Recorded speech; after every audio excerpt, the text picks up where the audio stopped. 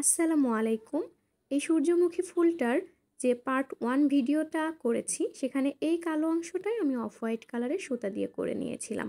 আর আজকে আমি পার্ট 2 দেখাবো। তো এর জন্য এই অফ হোয়াইট কালারের এই অংশটা ঠিক একইভাবে আমি কালো সুতা দিয়ে করে নিয়েছি। তো এখন আমি পার্ট 2 দেখাবো। এর জন্য আমি গুটি সুতা বাসন্তী কালারের নিয়েছি, যেহেতু সূর্যমুখীর পাপড়িটা করব। তো এই সুতাটা দিয়ে আমি এখানে একটি স্লিপ নট করে নিচ্ছি।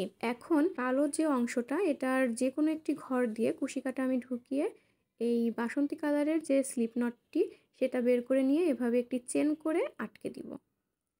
তো এরপর প্রথম পাপড়ির জন্য আমি 2টি চেন করছি। তারপর পরবর্তী যে ঘর আছে ঠিক সেই ঘরেই আমি একটি ডাবল ক্রোশেট করে নিব। এক্ষেত্রে বাসন্তী কালারের যে বাড়তি সুতাটা সেটাও আমি আটকে নিচ্ছি। তো এই যে আমি ডাবল ক্রোশেট করে নিলাম। এরপর আমি এখানে একটি ট্রিপল ক্রোশেট করব। তো ট্রিপল ক্রোশেটের জন্য আমি আঙুল থেকে সুতা 2বার পেঁচিয়ে নিব। এরপর ওই একই ঘরের মধ্যে কুশি কাঁটা দিয়ে আঙুল থেকে এভাবে সুতা বের করে আবারও আঙুল থেকে সুতা নিয়ে প্রথম 2টি ঘর দিয়ে সুতা বের করবে। এরপর আবারও আঙুল থেকে সুতা নিয়ে পরবর্তী 2টা ঘর দিয়ে বের করবে। এরপর সর্বশেষ আঙুল থেকে সুতা নিয়ে 2টি ঘর দিয়ে বের করবে। এরপর এখানে আমি 3টি চেন করে নিচ্ছি একটি পিকট করে নেয়ার জন্য।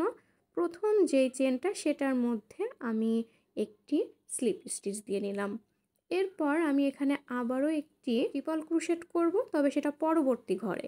এই যে পরবর্তী ঘরের মধ্যে আমি আবারও একটি ট্রিপল ক্রোশেট করে নিলাম। এখন ওই একই ঘরের মধ্যে একটি ডাবল ক্রোশেট করে নিতে হবে। এই যে ডাবল ক্রোশেট করে নিচ্ছি। তো সবগুলো পাপড়ি একই নিয়মে করতে হবে। আমি একটি পাপড়ি দেখিয়ে দিব, আশা করছি পরের পাপড়িগুলো পারবেন।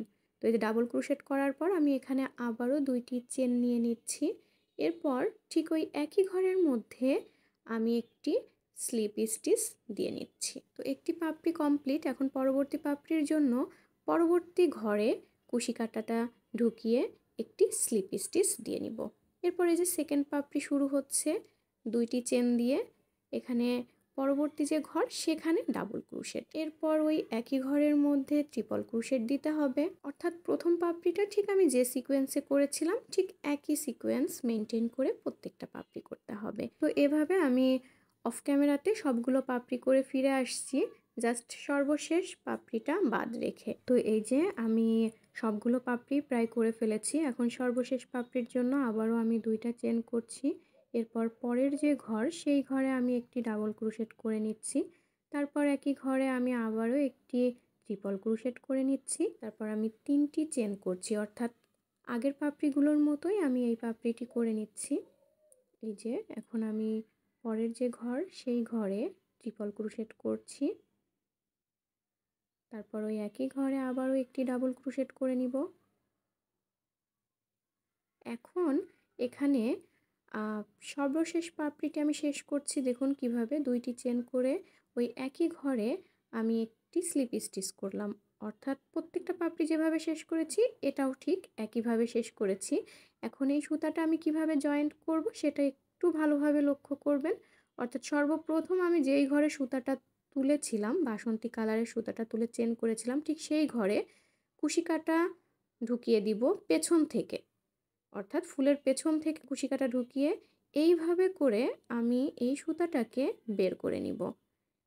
আপনারা ভিডিওটা ভালোভাবে লক্ষ্য করলেই বুঝতে পারবেন। এরপর আমি একটি চেন করে নিচ্ছি পেছন দিকে। মজবুত করার জন্য আমি আবারও একটি চেন করে নিয়ে এভাবে সুতাটা কেটে দিলাম। এরপর সুতাটা বের করে নিলাম। আর প্রতিবারের মতোই একইভাবে আমি সুতাটা হাইট করে দিলাম।